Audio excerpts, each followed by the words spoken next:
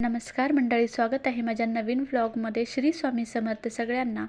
तर इथे पप्पांचे पॅक करायचं चाललं होतं, कारण मला उद्या जायचं होतं पुण्याला. तर इथे पप्पा अंडी पॅकिंग करत होते.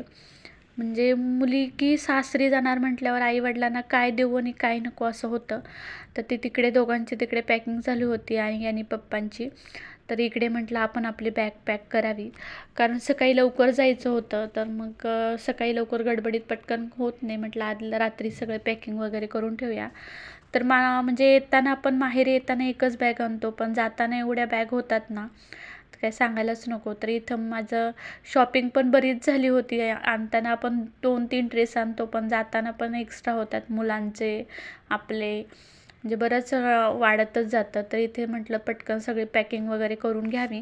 इथं पॅक करण्यासाठी एवढं म्हणजे कपडे होते ना, म्हटलं आता काय करायचं. पण मला कपडे एकाच बॅगेत भरायचे होते, कारण आम्ही दोघंच जाणार होतो, मी आणि शिवांश. कारण त्याचे बाबा लवकर गेलेले होते. म्हटलं आपल्या दोघांना जायचं आहे, त्यामुळे एका बॅगेतच कपडे वगैरे सगळे ठेवावी, म्हणजे आपल्याला जास्त जड होणार नाही. तर ही मला साडी म्हणजे चुलतीने घेतली होती, माझं ऑपरेशन झालं आहे म्हणूनच मी अजून 8 दिवस राहिले नाही. मुलीची शाळा सुरू होऊन 8 दिवस झाले होते. तर मग ती आधी गेली होती, तर मी नंतर जाणार होते. म्हटलं थोडा, कारण माहेरी आहे तोपर्यंतच आराम असतो. एकदा काही सासरी गेलं की ते आपल्याला सोडत नाहीत, आपण पण काही कामाला सोडत नाही. त्यामुळं म्हटलं आराम करूनच जावं. तर मग इथे सगळं मी पॅक वगैरे केलं. तसं भरपूर सामान झालं होतं, पण एका बॅगेत मी सगळं असं पॅक केलं. तर जे काही असं आपल्याला जास्त लागत नाही ते आतमध्ये, जे लागतं ते असं साईडच्या कप्प्यात वगैरे पॅक केलं.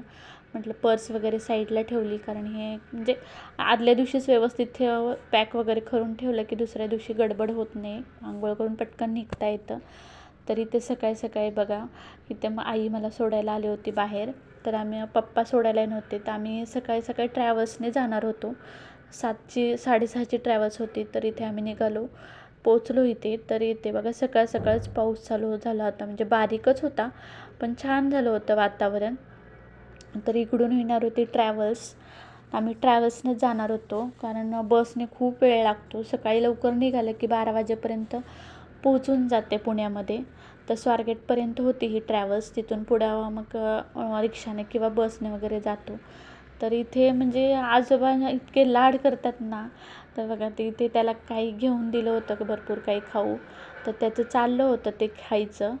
तिथे मस्त एन्जॉय करून तो खात होता बसमध्ये. पुढची सीट होती, त्याच्यामुळे तो बरोबर असा ड्रायव्हरच्या शेजारी बसून खात होता. तर त्याला खूप मज्जा वाटत होती.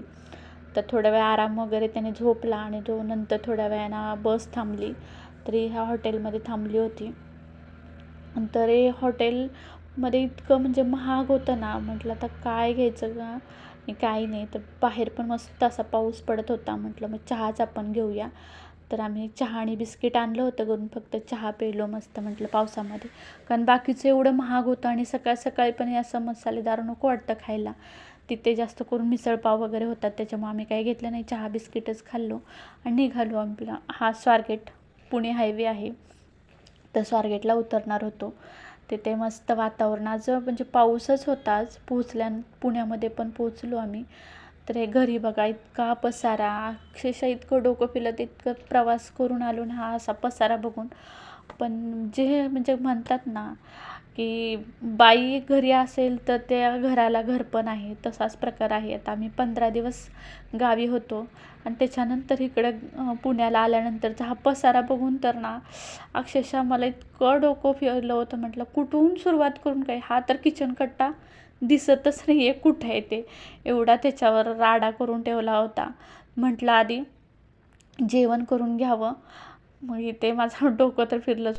आणि इकडे हॉलमध्ये पण असाच राडा होता. इकडे बाल्कनी तर एवढे बघण्यासारखी झाली होती, तिथे सगळी कबूतर आणि इतकी घाण केली होती ना असं.